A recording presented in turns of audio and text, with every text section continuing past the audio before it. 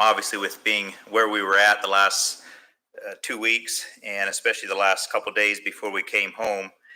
And also, it's been interesting going through the book of Acts and kind of, I guess, Wednesday and Thursday, or I guess it's been Tuesday and Wednesday, basically walking down the streets of Rome and the cobblestone streets, and where in our, I guess we're not there yet in our Sunday school lesson, but we'll hear in a couple Sundays probably, where Paul was, his trial was, where the streets that he actually walked down, seeing some of the buildings that Paul actually saw. It was pretty amazing. And I was, and so with that, I did not do an in-depth study. I did find some interesting, I thought I found out some interesting history about, maybe a little bit more about Paul and the Romans. And so I thought today I would speak a little bit more about the life of Paul, and a little bit of his, there's not a lot known about his young life, but what is known, maybe a little bit where his upbringing, and also maybe a little bit branching into some of his what his message is through much of his writings there. Paul wrote approximately half of 13 of the 27 books of the New Testament. I think 13 or 14 are attributed to Paul. So he was a lot of those were letters to the different churches. So maybe somewhat a little bit of a history lesson, and some of you probably might have known this before. And I guess I was probably before this. Maybe I'm not old enough to be really that interested in history and all those things, but it is intriguing, especially once you go to see those places. It is a little interesting. But the life of Paul, he was born in Tarsus, and we can read that. And a lot of this, probably more of it, is given in Paul's testimony when he was on trial, different places, and as he shared his testimony, as he preached to in front of some of the rulers of the land there, is where he shared some of his story. So he was born in Tarsus, which is in modern day Turkey. Today it would be in the country of Turkey. And it is likely that, and this was partly, I guess I wouldn't have envisioned Paul as being a dark person, a darker skinned person, but it does make sense from where he came from in Turkey. And also, as we were visiting in the catacombs, there was a painting from approximately, it would have been from Paul's time. That was an original painting that was there, and this painting was of Peter and Paul. And our guide said that this is probably a very accurate picture of what Peter and Paul looked like, because of the location where it was at, there at the catacombs, and of the time period, that it was likely that whoever painted this picture had actually seen Peter and Paul. So he said it is probably fairly likely that it's a good representation of what he looked like. And in that picture, he was fairly dark skinned, which was kind of surprising to me. But he was a Pharisee, and as I didn't do a lot of studying as I was branching out into various details. We're probably aware of who the Pharisees were, and this is probably, and Paul was, I think in the one place it says that he was from one of the strictest sect of the Pharisees. So he was a Pharisee, and the Pharisees, if you have done any research into them, they were very formal, very strict on their laws, and this is the setting that Paul would have grown up in. Moved to Jerusalem when he was approximately 5 years old. So moving from Turkey into to Jerusalem, where and I'm not sure if his family would have moved there, obviously, with him. He had a sister there. If you remember, that his sister's son was the one that tattled on the Jews that were trying to take out Paul there, and the vow that they had made. So in the Pharisees, there was, especially on the Sabbath, it was very strictly forbidden to do work on the Sabbath. They had hundreds of rules, of written rules, laws, and also just oral laws that were passed down. And so this was it was really difficult, as we would know, to conform to all these laws. So they had approximately 39 types of work that was forbidden on the Sabbath. So work was forbidden on the Sabbath. Eating without washing your hands was forbidden.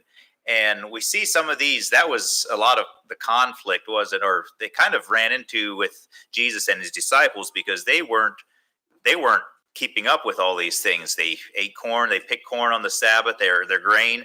They picked corn and grain on the Sabbath to eat.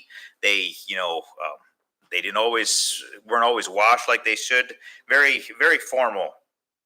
The Pharisees strictly adhered to both the written law, the Torah, and the oral law, known as the tradition of the elders. This led to a complex system of rules governing various aspects of life, including Sabbath observance, dietary restrictions, ritual purity, and interpretations of the law. They focused on the external appearance of keeping the law rather than the inward spirit. So this was a setting, a very formal or very strict setting that Paul grew up in, where the keeping of the law was more important than the heart. We would probably today call them legalists. Now the Sadducees, and as we observe, as we read, the Pharisees and the Sadducees, they had some run-ins as well. And they were fairly liberal. The Sadducees then were lax about the law, and obviously, and they didn't believe in the resurrection. And so there was a lot of conflict there between the Pharisees and the Sadducees. So looking at this as Paul and as these Jewish leaders, as the Pharisees being very rigid in the laws, the keeping of the law. So now these disciples, now Jesus comes on the scene, and he's saying it's in the heart that matters, that those outward laws, those outward things that they were stressing, that they were forced to perform and conform to, that those aren't what truly matters. It's what's in the heart that matters. So we can kind of see why Christianity was it went against basically everything that the Pharisees, or a lot of what the Pharisees were teaching, and the strict Jewish leaders were trying to teach, what they were trying to uphold. So, Jesus says that our heart, that it is what is in our heart is what matters and what is important. And they were saying that the outward appearance, the things that we do, the way that our lives perform, and our actions is what was important, more important than the heart. And there was different times as we observed, and obviously a lot of Rome and a lot of Italy is Catholic, and as we observe some of probably the very formalistic ways of doing things still to this day, and how formal they are in a lot of their rituals. I said it seems like sometimes we've kind of come full circle, haven't we? As we see the rituals, and we see the importance that is put on only on outward appearance, only on what we do on the outside. And it seems like sometimes we see that those things have come full circle, where we're in that we can find ourselves very easily in that same situation ourselves.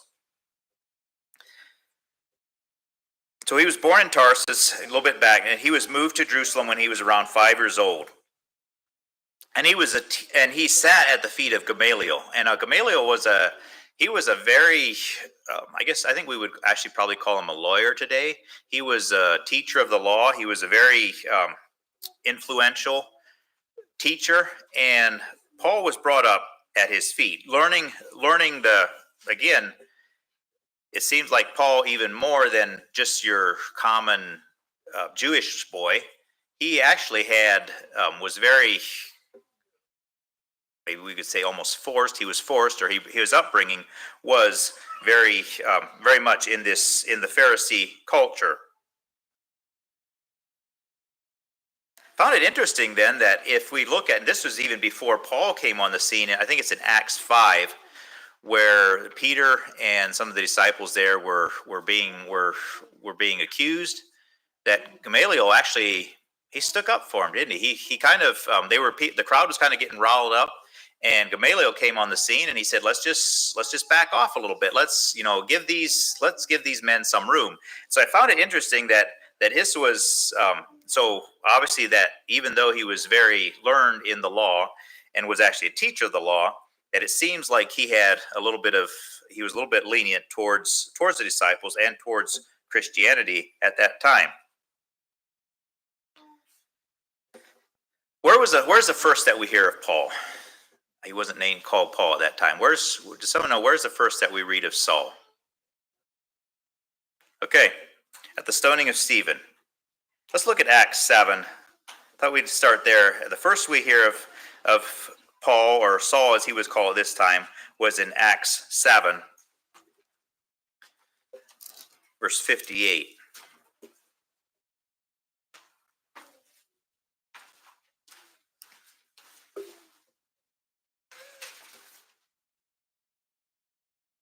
Story of Stephen, how he was he gave a powerful message there, and when they heard, maybe we'll start in verse 54. And when they heard these words, they were cut to the heart, and they gnashed on him with their teeth.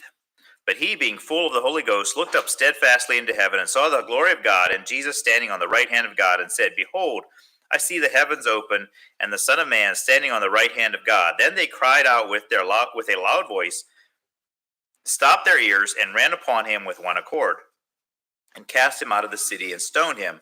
And the witnesses laid down their clothes at a young man's feet, whose name was Saul. And they stoned Stephen, calling upon God, and saying, Lord Jesus, receive my spirit. He kneeled down and cried with a loud voice, Lord, lay not this sin to their charge. And when he had said this, he fell asleep.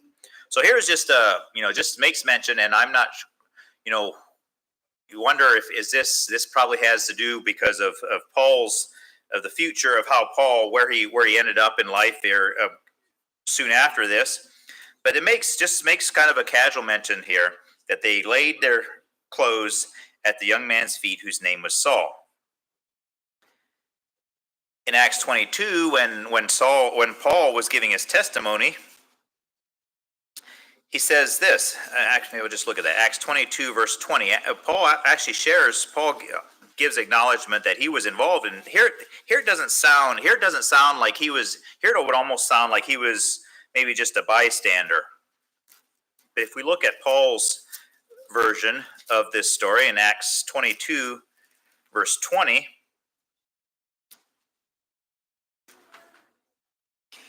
maybe 19, and this is Paul. And I said, Lord, they know that I am imprisoned and beat in every synagogue them that believed on thee. And when the blood of thy martyr Stephen was shed, I also was standing by and consenting unto his death, and kept the raiment of them that slew him. So here in Paul's version of the story, it seems like he was a little bit more involved than just a casual bystander, and they happened to lay their clothes at his feet.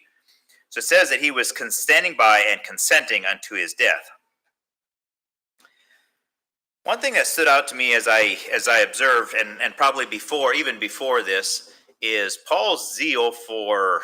Seems like Paul was pretty energetic. His zeal for when he, and that also we see that when in his drastic turnaround. Then, when Paul was doing something, he was zealous for it, wasn't he? And he was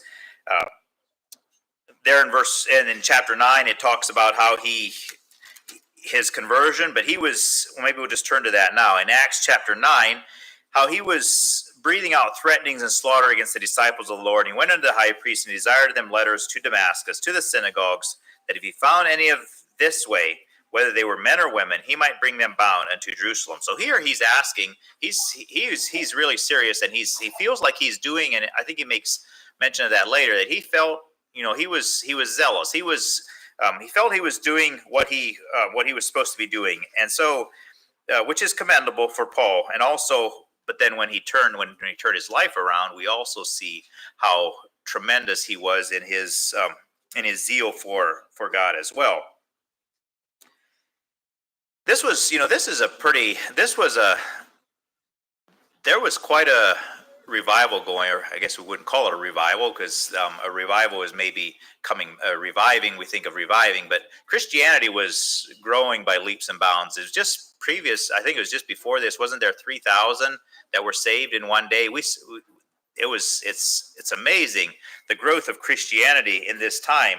And so this was obviously very, very concerning for Paul and for the leaders, the Pharisees there, to see how Christianity was taking off to this extent. Thousands of people were becoming Christians at this time. And so they were very concerned because, as I mentioned earlier, it went against their, as they were teaching, the outside that matters. It's the laws, it's the rituals, it's the formality, it's the things that we do that matter more than what is. And here comes the Christians and say that this is salvation. It changes hearts. It's a transforming of hearts, and that is what matters. And thousands of people were becoming Christians. So that was Paul or Saul, I guess we would call him Saul yet at this time. Saul in his younger years, and I'm not sure. I didn't really do a lot. Probably someplace you could maybe find where he was, what age he was at this time. So I'm not sure. I would picture him as a fairly young man, but that's kind of in my mind, I guess, that at this point he was a fairly young man. Yeah, which I think he died at 60. Was he 62 years old? I think, and some of his missionary journey, I think, most his missionary journeys covered approximately 30 years. I think, something like that. So he would have been a fairly young man at this time when he was persecuting the Jews. So now let's look a little bit at his conversion, and these are, we're just covering this a little bit to see Paul's journey. And it's not a new story for us, but I thought it was interesting to look at it again. So if we look on in verse 9, and as he journeyed, he came near Damascus, and suddenly there shined round about him a light from heaven, and he fell to the earth, and heard a voice saying unto him, Saul, Saul, why persecutest thou me? And he said, Who art thou, Lord? And I was just, how did he know it was God speaking to him? Who art thou, Lord? And the Lord said, I am Jesus, whom thou persecutest. It is hard for thee to kick against the pricks. And he, trembling and astonished, said, Lord, what wilt thou have me to do? And the Lord said unto him, Arise and go into the city, and it shall be told thee what thou must do. And the men which journeyed with him stood speechless, hearing a voice, but seeing no man. And Saul rose from the earth, and when his eyes were opened, he saw no man, but they led him by the hand and brought him into Damascus. And he was 3 days without sight, and neither did eat nor drink. So here he's going to Damascus. He had this letter that he was going to go into Damascus, and he was going to grab all the Christians that he could and take them to Jerusalem, take them bound into Jerusalem.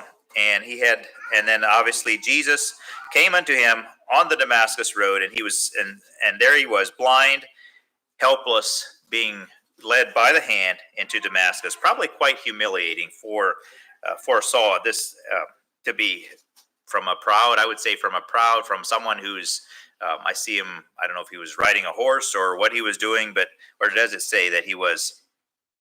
I don't think it does. He fell to the earth. So here, quite different man coming into Damascus than what had left Jerusalem before.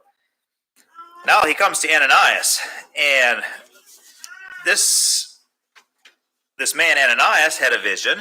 And it said that there's a man coming. There's Paul's coming, and go seek out this Saul, and I want you to heal him. Now, can you imagine a little bit Ananias's concern about this? Probably, as we think of who Paul probably had quite a reputation by this time of persecuting, of nabbing these Christians. And God is telling Ananias to go and to heal this man. I mean, this was a lot safer for him to be blind, wasn't it? Because if he couldn't, he would have had a hard time fulfilling what he was coming to do if he was blind. But Ananias' response in verse 13, and here he voices his concern. Then Ananias answered, Lord, I have heard by many of this man how much evil he hath done to thy saints at Jerusalem, and here he hath authority from the chief priests to bind all that call on thy name. So here Ananias is voicing his concern. But here is God's response to Ananias. But the Lord said unto him, Go thy way, For he is a chosen vessel unto me to bear my name before the Gentiles and kings and the children of Israel, and I will show him how great things he must suffer for my name's sake. So God tells Ananias, this man is a chosen vessel. I'm going to use him for my glory. He's going to speak before kings. He's going to speak before important people where probably many of, I don't know that all the other apostles, the disciples had the opportunity to speak before important men. And if we would have time to look at some of those, some of the men, some of the great rulers that Paul spoke before, had opportunity to witness to them and almost persuaded some of them to be Christians. I'm not sure, was that Agrippa that said, almost thou persuadest me to, Felix or Agrippa that said, almost thou persuadest me to be a Christian. So God had a future. He had chosen Paul, and he knew, and he wanted Paul to do something special. So what was so special about Paul? Have you ever wondered what his thorn in the flesh was? There's a lot of speculation about Paul and his thorn in the flesh. There's Paul talks about himself. He said, 3 times I desired that God would remove this thorn in my flesh. And I guess I wasn't. We hear speculation. Was it a disease that he had? Was it? But most times I guess the consensus would be that probably he had a speech, maybe something with his speech, and maybe you would have heard something different. But as I did a little bit of research in this, it seems almost like he might have had a little bit of his speech wasn't the greatest. And if we look at in 2 Corinthians 10 verse 10, it says, "For his letters, say they, are weighty and powerful, but his bodily presence is weak, and his speech contemptible." Or his speech is, and that could be with some of the words that he says, maybe they didn't like what he said.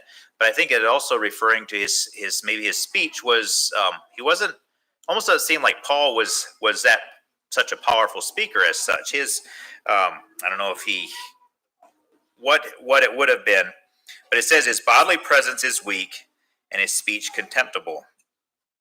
In 1 Corinthians 2, verse 1, Paul says also, "I came not with excellency of speech."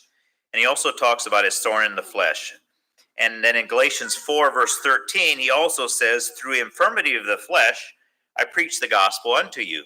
So it would almost appear that Paul, possibly that this thorn in the flesh that he had was some type of speech defects, a speech impediment that he had. And so maybe but it says that his words were weighty. And so I found it interesting that he obviously, it seems like Paul had a very good way. He had a very, and I think he recognizes that at times as well, that it's better to, this letter, he would write a letter to them. He would write a letter to these churches and straighten things up a little bit with his letters, and almost seems like the letters are better received. Paul had a good way, and we can read that through the New Testament. Paul's letters, his love, his compassion, the way that he wrote was, he had a gift of writing, and it seems like his gift of writing, and that is his letters there are weighty and powerful, it says in 2 Corinthians 10. So it seems like that was, Paul was almost better at writing than he was at expressing himself with his speech.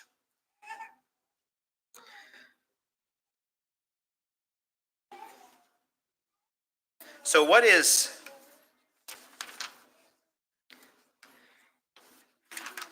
if we look at Paul, what is the, and we could, there's obviously Paul has, we can get many messages from the New Testament, from Paul's letters. What is Paul's message? What was Paul's message to the early church? And what is Paul's message today? And I started out with that as Paul growing up, his being taught in the Pharisees with the Jewish, of the outward appearance of the rituals and laws. So Paul's Paul was I believe he was a humble person. It almost seems, and if we would read in 1 Corinthians 11, he says, "Follow me as I follow Christ." It almost seems like, hey, I'm this, I'm someone that you could pattern your life after. But I believe if we are truly transformed, if we're truly transformed, and Paul's transformation, I believe, was a clear, for many of us, it's not as clear cut. I mean, Paul went from, there's probably not a lot of conversion experiences that were as opposite, or were as transformed a person as much as what Paul's did. From someone who was persecuting Christians, he was anti-Christianity, he was persecuting the Christians, to vocal leader of the Christian church. So his transformation was drastic. And I believe, even though maybe our transformation, but when we're really honest with ourselves, our transformation from where we were at, maybe we were probably, I don't think any of us were out persecuting Christians, we're killing people. But when we look at the drastic change of what our conversion is, it should be very clear that we were sinners and now we're saved. We're saved by grace. Transformation is clear. And as we follow that transformation, as we walk in that transformation, if we live in that transformation, then we can also say, and we can say it in humility, we can say it without pride, "Follow me as I follow Christ." I don't believe there's anything we can say that in humility, and saying that, the good things, and Paul's, and we say the good things that we do, follow those, and the bad things obviously don't follow. But if we're walking in the Spirit, if we're transformed and we're walking after in the will of God, and following God's word, we can also say, "Follow me as I follow Christ." There's nothing wrong with that. So Paul was humble, as he said, "Follow me as I follow Christ." I believe we are also called, just as Paul was a living example of Christ's followers, we also are called to be examples of following Christ. What do people see in us? What are people? Can I honestly this morning, if you evaluate your life, if I evaluate my life, do I want people to pattern their lives after me? Do I want that? I trust this morning we can honestly say that we are walking after God, and that we are examples of following God. And if someone patterns their lives, and we have, especially as youth, as young people, you have a lot of younger children that really look up to you, and you're their heroes. We're, and even the older ones, there's always somebody following us. The importance of living our lives as holy examples, so that someone can pattern, the younger generation, the younger ones that are looking up to us, can pattern their lives after us. And just an exhortation, an encouragement for all of us, but especially for the young people, that you would live your lives as God would have you to, so that the younger ones that are following after you will be encouraged, will also strive to be Christ's followers. And Paul goes on to say in Galatians 2, and this again with his example as he says, following me. I am crucified, and this is, I believe this is our testimony as well, or should be our testimony. I am crucified with Christ. Nevertheless I live, yet not I, but Christ liveth in me. And that's the only way, as I mentioned before, that's the only way that Paul could encourage anyone to follow him. That's the only way that we can encourage anybody to follow after us. Yet not I, but Christ liveth in me. And the life which I now live in the flesh, I live by the faith of the Son of God, who loved me and gave himself for me. And in verse 21, I do not frustrate, or I do not view as meaningless the grace of God. For if righteousness come by the law, then there was no need for Christ to die. So Paul is saying, and Paul had this experience. He had grown up. He had the testimony of, he knew what it was to live by the letter of the law. He knew with his strict upbringing and the Pharisees, he knew exactly what all these people were trying to attain and could not. And he said, if righteousness came by the law, then there was no need for Christ to die. If I could work out my salvation by the law, then Christ died in vain. But he says he does not frustrate. I do not view as meaningless the grace of God. And I believe this morning, for all of us who um, have given our hearts to God, I believe we're all thankful for the grace of God. And I trust none of us ever holds it as meaningless, the grace of God, because if we do, if we do not appreciate the grace of God, then Christ died in vain. If we are trying to live out work out our own salvation, I believe this is the thrust of Paul's message. We can read it over and over through the New Testament. That it's not me. It's not what I'm doing. It's not anything of myself, but it's only Christ who is in me. It's the grace of God that I am. It's by the grace of God that I am who I am. And that is Paul's experience. And it really, as I really looked at who Paul was, his upbringing, and his transformation, he really firsthand knew what he had been saved from. Do we also realize what we have been saved from? In Titus 2, verses 11 through 14, maybe we'll turn to that. Titus 2, 11 through 14.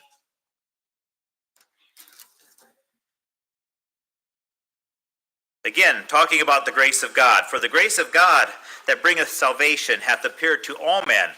And this was something that Paul, and he was able his message wasn't only to the Jews. It was a lot to the Jews, but he got the opportunity to go to Rome, and he got to speak to many that were not his. He did not have just a singular mission field as such. Yes, he went into a lot of various on his missionary journey, but he said, as he says here, is bringeth salvation hath appeared to all men, teaching us that denying ungodliness and worldly lusts, we should live soberly, righteously, and godly in this present world, looking for that blessed hope and the glorious appearance of the great God and our Savior Jesus Christ, who gave himself for us, that he might redeem us from all iniquity and purify unto himself a peculiar people, zealous of good works. So here, again, I believe this message, it comes out again, the message of salvation by the grace of God is what brings salvation. But I also notice in verse 14, Paul, and if we look at other places, Paul is not saying, well, those outward things don't, those good works, he's not saying that those don't matter, but he brings it back, that it's first of all, what's inside, our hearts that matter. And if we truly appreciate the grace of God, our hearts are cleansed, we become transformed, and then our lives are outward. Our good deeds, our good works are also they're just a part of us. Zealous of good works. In the New Living Translation, it says, totally committed to doing good works. Am I totally committed to doing good deeds? Or we could say our walk matches our talk. Paul is saying that once we believe the grace of God has changed us, and then our everyday lives are going to match up with that. I believe that is Paul's message to the early church and is Paul's message to us today.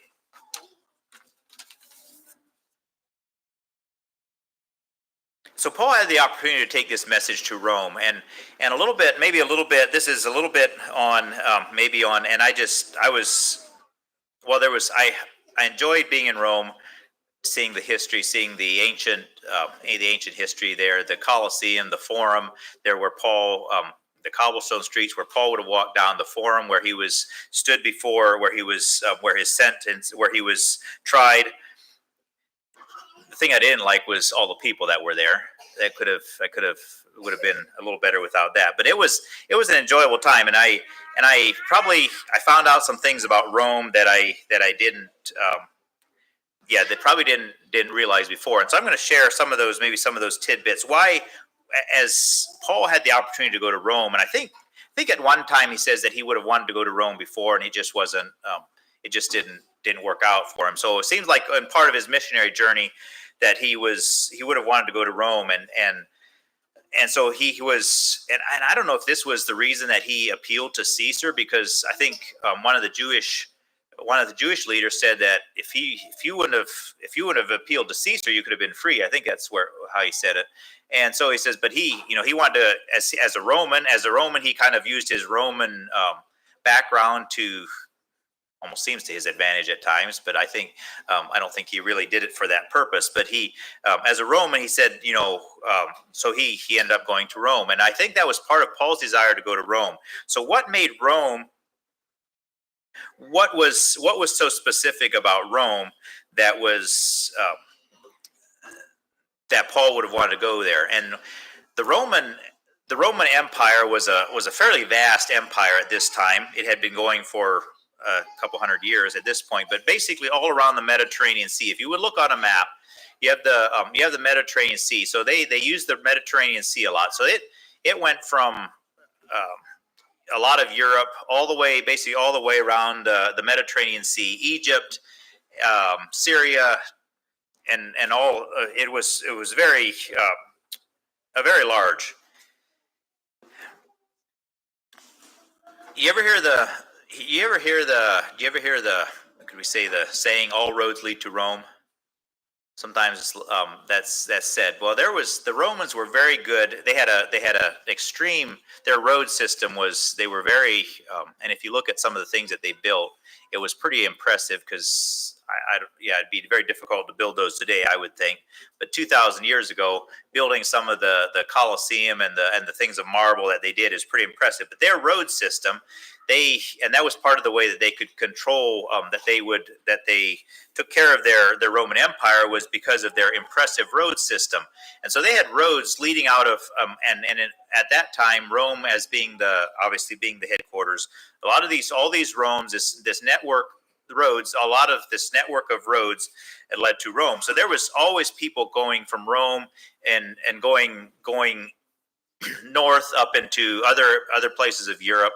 There was up into Switzerland, those places up north. So there was a vast network of roads. So by going to Rome and preaching there, and when they got to Rome, there was I believe there was a church there already.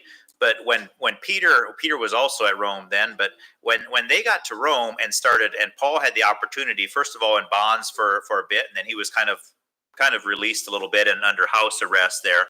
But he had the opportunity to preach to the Christians here, and this was very, I believe, is very instrumental in the way the gospel spread because of the Roman their road system.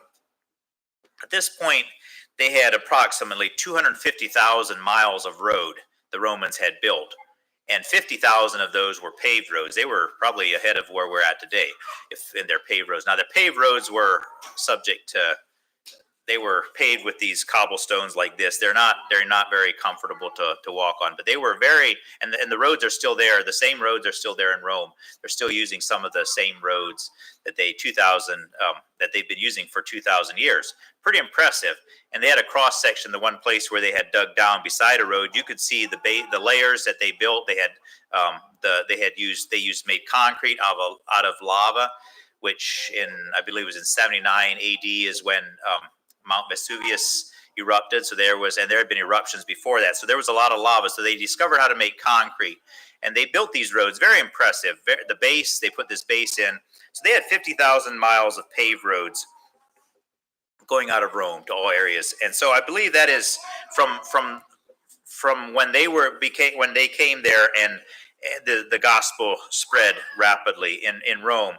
And the Romans were, I guess I didn't realize this, the Romans were somewhat open to other religions. I thought they would have been very strong against other religions, but the Romans were somewhat open to other religions, and that was actually ultimately what I guess was part of the Roman why they fell, because when Constantine legalized, I used to think he legalized Christianity, but Constantine legalized all religions. And so when he legalized all religions, and is somewhat when the Roman Empire started going backwards, because then Christianity and other religions took hold there, and was actually contributed to the downfall of the Roman Empire. But we can see here with this, they were their system, they didn't have telephones back then, but their way of their way of communicating, their roads. It was very instrumental in just a widespread. The gospel could go great. It would go extremely rapidly, and obviously, and it was also very. Um, the Christian message was very appealing to the Roman people. Being suppressed, they were suppressed. You had your levels of, you had your very poor people. You had your different levels of, obviously your emperor, and you had your levels of importance. But the poor people were very suppressed, and so to have a religion, have something, even for the Romans, and even more so for the Jews, because they were suppressed by the Romans. But even for Romans, the poor Romans, the slaves that they had, this was a message of freedom, a message of hope that they loved, and that was for anyone, no matter of where they were at in this system. And so that was very appealing. And so that was another reason that Rome, that was it, the Christian message, the message of the gospel really took off in Rome, and it spread rapidly throughout the country.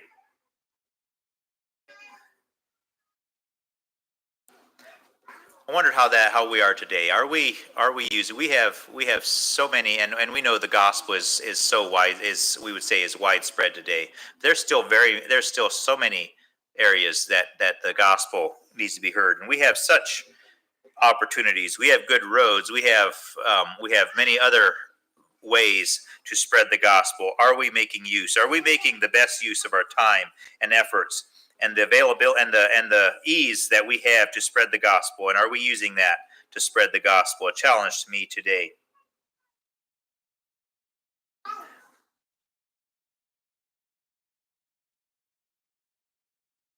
That's about all I have. One thing that I did find interesting, that, and they do someone, I guess they did, they think that Paul probably traveled around 10,000 miles in his missionary journeys. I was kind of, when you think of the travel back then, and probably a lot of it was by walking. Obviously, a lot of it was by ship with the Mediterranean Sea right there. They could do a lot of with just ships. But it's estimated that Paul traveled around 10,000 miles in his missionary journey. So he put a lot of effort. He put a lot of zeal, a lot of effort into spreading the gospel. And that was just, I guess, what I wanted to share with us today. The message of, it's nothing that we can do. It's not by works that we are saved, but it's by the grace of God. And what are we doing with that message? Are we spreading that to others? Let's kneel for prayer. Dear God, we thank you this morning for the gift of the word that we have, for the story of Paul's life and the inspiration that he can be to us. The thank you, Lord, for his being used of you, and the letters that he wrote. Lord, just help us as we have the opportunity, as we also have an opportunity to share your love, share the gospel with others, that we would make use of that opportunity, that we would be missionaries for you as Paul was, that we would share your love with whoever we meet, wherever we go, that we would allow the love of God to shine through us, being examples that others could follow us as we follow you. May you bless each one here this morning. May you continue to direct our lives so we could be followers of you. Continue to be faithful until you call us home. We pray this in Jesus' name. Amen.